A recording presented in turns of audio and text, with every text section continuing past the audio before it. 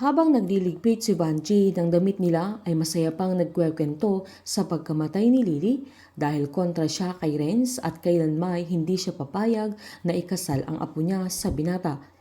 Sinaway naman siya ni Romeo at sinabing kilabutan siya sa mga sinasabi niya.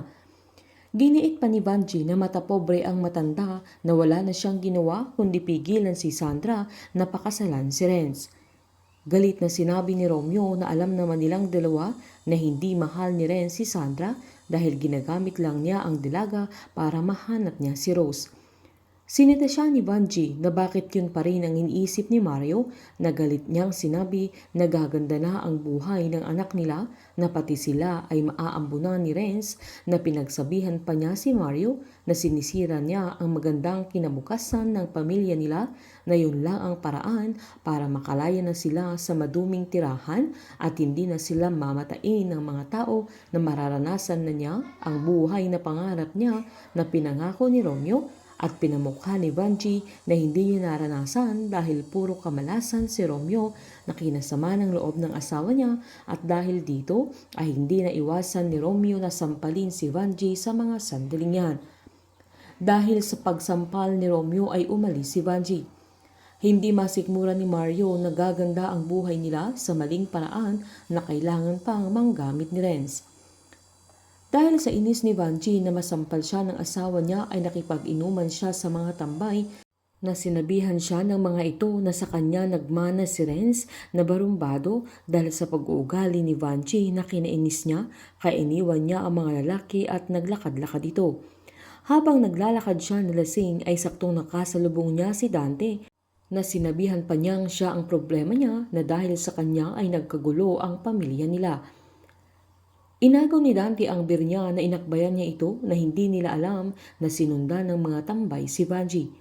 Binuhat niya ito at dinala sa kwarto niya na pinagmamasdan niya habang tulog si Banji at nakatulog na din si Dante sa tabi niya at kung saan kinaumagahan ay pumunta si Romeo sa bahay nila kung saan tinanong niya kung napadaan ang asawa niya doon dahil nag-away sila kaya umalis ito at hindi na umuwi na nagbakasakali itong andoon si Banji.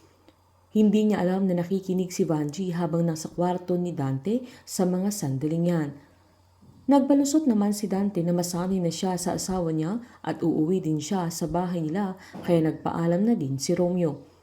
Pag uwi ni Banji ay tinanong agad ni Romeo kung saan ito natulog na agad binara ni Banji na wala na siyang pakialam sabay kinuha ang gamot ni Romeo dahil hindi pa niya iniinom kaya inabot niya sa kanyang asawa.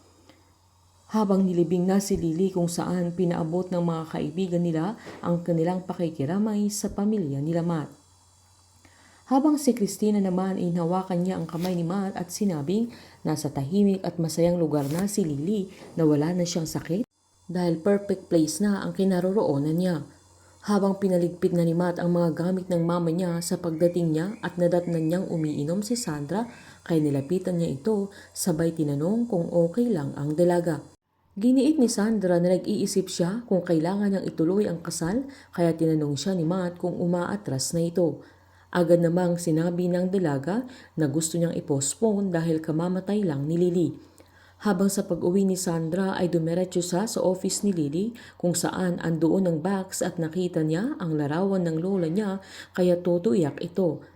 Laking gulat niya na makita ang larawan ng mami niya na may kasamang lalaki at pagbukas niya sa laptop ay nakita niya ang record ni Renz kung saan napagtanto niyang si Renz ang kasama ng mami niya na lalaki sa hotel.